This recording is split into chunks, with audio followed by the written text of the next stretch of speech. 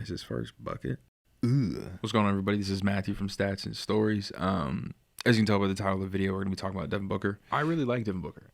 But as a basketball fan, I'm just looking around the league and I'm like, who else has done this? Who else has done this? And what happened?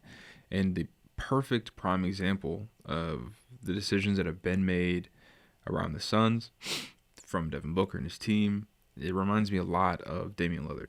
For one, Damian Lillard is an all-time guard. I don't know where he ranks. I have to go through and actually do the work. I don't know where I'd rank him myself, but I assume that he lives somewhere between around the 10 mark. I don't know, give or take a few spots. But he led a team so deep into the playoffs, and there was legitimate success, and he was in fact a superstar. And there were moments where we thought that they drafted the right people and they got the right pieces around him, but things just never worked out, whether it was because of an injury or just an off year. Maybe other guys weren't performing, or maybe some other team was just better that year. Whatever it was, we never really saw Damian Lillard on the Portland Trail Blazers take that next step, take the big leap, and make the championship and actually win a championship. It sucked. One of the biggest moments, obviously, that everybody knows and is aware of is the shot. At some point, you got to let a guy shoot that, don't you? And just live with the results. Yeah. I mean, that's a bad shot. I don't care what anybody says. That's a bad shot. That's a bad shot. Oh, that's a bad shot. Paul George, you didn't step up, and that motherfucking Dame is cold. But when you take a moment like that, and then you think about the rest of Damian Lillard's career, it's like, dude, how many of those moments did he really have? And it was a ton. But what did it lead to? And I don't think it was Damian Lillard's fault. I don't think there was ever a moment that he was on the floor, and I was like, it's his fault that they're losing. I don't know. I've watched a lot of Damian Lillard. I wasn't around when he first got drafted. I wasn't paying attention to Damian Lillard when he first got drafted. But I went back and I watched Damian Lillard rookie film, and I don't know. I've never seen a report where anybody was really giving Dame crap. He's been an elite guard his entire career in the league. And then you look at somebody like Devin Booker and you ask yourself, well, what's the difference outside of getting to the finals, which was obviously amazing, and losing to a much better team and a much better player in Giannis. Props to Giannis and that team for taking out the Suns. The Suns were strong that year. But then you look at the rest of his career and it's like, I mean, there's some playoff success that's awesome. There's some amazing shots. The one that the Devin Booker shot that I have in my head that comes to my mind as the most important Devin Booker shot is when they were in the bubble, I think, and he hit that, I think it was a 2. Either way, it was a game winner. And the Suns have it. 6 to play. Booker. This is for the win. Got it. Wow. That right there is Devin Booker. But when we look back into his career, how many of those moments did he have? And it was a ton. Then we ask the same question with Damian Lillard, and how much success did that lead to? And unfortunately, not a lot. And just like Damian Lillard, I don't think that there's ever been moments where I'm like, Devin Booker's the issue. Devin Booker's the problem. I really haven't seen that. The closest thing would be his playmaking, but I think he's a phenomenal playmaker. He's just not a point guard. He's a number 2. And I don't mean number 2 option. I mean he's the 2 position, the shooting guard. But that's why he was so successful with Chris Paul. That's why he was so successful when the team was made for him. Before we get to the real point of the conversation, I do want to preface this with, I'm aware that every decision that he has made is his own and his team and up to them and has nothing to do with me. I also don't know anything about I'm also not privy to any kind of information on the inside. I don't have any connects. I'm not on the inside. I'm just a diehard basketball fan who really, really appreciates when there are guys in the NBA who have talent and they recognize that the team that they're on isn't supporting them in the way that they should. I'm not a homer. I'm not a person who thinks that you need to stay with your team from the time that you're drafted until the day you retire. It's awesome when it happens. There are moments where you think there are careers where you're watching it actively and you feel like that's how it's going to be.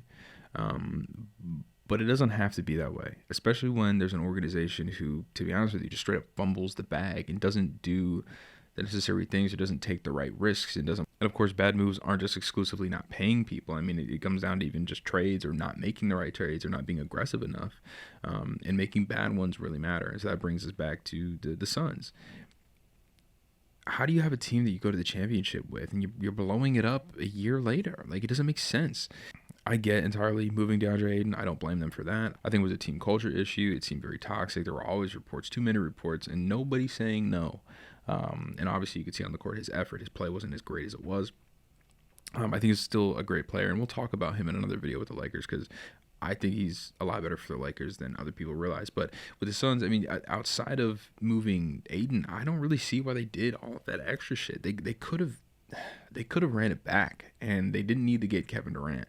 They didn't need to give up Mikal Bridges. They didn't need to give up Cam Johnson. Like, these are dudes who teams are trading firsts for, and good guys for. I mean, think about Mikal. He went for 5, and then Cam Johnson, he went for Michael Porter Jr. in a first. Obviously, the Michael Porter Jr. in a first was that way they would take the salary of Michael Porter Jr., but you get the point. Like, he's still worth that value to a degree, obviously. Somebody's willing to take him.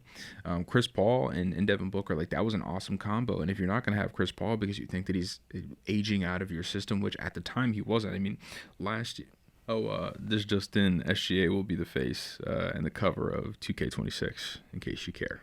And if you're not going to keep Chris Paul, you got to get some kind of guard to go in there with Devin Booker, because again, Devin Booker's a shooting guard, bro. He's not a point guard. But unfortunately, the Suns just didn't believe it, didn't see it, didn't think that it was that big of a deal. Thought Devin Booker was better than he was. I don't know. I don't understand the logic here of going all in on Kevin Durant, and then you go all in on and get Bradley Beal, who you're now having to buy out. $43 million? Is it $43 million a year? I don't even know. To bring all of this home, the most disappointing part of this is that it seems like Devin Booker's just kind of on board. I understand that it's a players' league, and obviously, if I'm in that position, I'm going to take the money too. But $150 million over 2 years, you just guarantee that you guys can't onboard anybody. And here's the thing, like, I had hope for a moment because they got off of Kevin Durant. Everyone's saying it was a bad trade. They got as much as they could. I don't think people were really giving that much for Kevin Durant. Obviously, Kevin wanted to go to Houston, so there was a little bit of leeway there, a little bit of pressure. But I don't think it was that big of a deal. People were not going to pay up for a 36-year-old. I'm sorry. He's not LeBron until he proves that he's LeBron. Everybody doubted LeBron when he was 36, and now he's 40 and still doing the same thing. So maybe we'll all be wrong. I don't see it. But also, he hasn't slowed down, he being Kevin Durant. Kevin Durant nets you Jalen Green and 110. Before the draft, they then trade for Mark Williams, which I think is an awesome pickup, which in my head had them on the right track. Then we start hearing rumblings of a buyout or a potential trade with Bradley Beal. And then in the draft, they take Kaman Maliwatch, and it's like, this is awesome. They're doing the right things. I think Kaman was a little bit weird of a pick. I would have rather seen them pair 110 with something to get either another guy at a forward spot or maybe a 2. I don't really know what you do there, but I don't think it's take Maliwatch. But hey, if you don't believe in Mark Williams long term because of his health, I get it. I understand. I'm a believer in Mark Williams, but even with taking Kaman at 10 and having 2 centers and having a massive gap between a playmaker and some forward spots, there was hope, I think, even if they bought out Bradley Beal and you sign Devin Booker to a 2-year, $150 million extension. I mean, this guy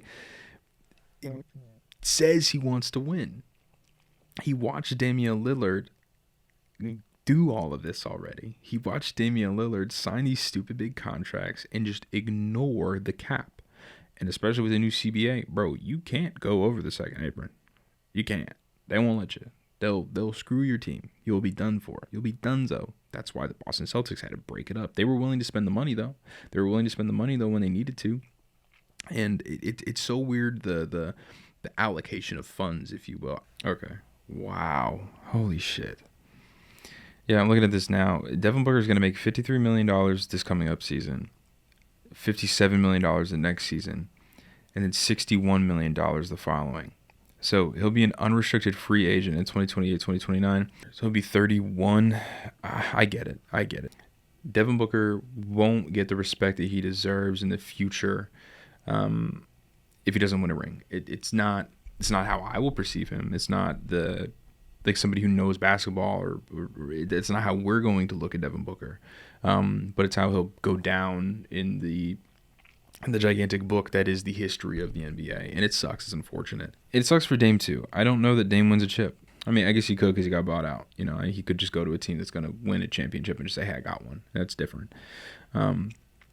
But again, that doesn't seem to be like the kind of player that Dame is. I do think that there's a difference between Dame and Devin is like as far as like their decisions. Like Dame was making it very, very apparent. Oh, it's about loyalty. Oh, it's about loyalty. So I think Devin Booker just loves Phoenix. I just think he's cool with just chilling there. I think he also likes the bread. I don't blame him. But yeah, I don't know. It's a tough situation because I never want to judge somebody for the decisions that they make, especially when it comes to their money. Because I would take it. I would do it. Yes, but as a basketball fan, as a fan of the sport.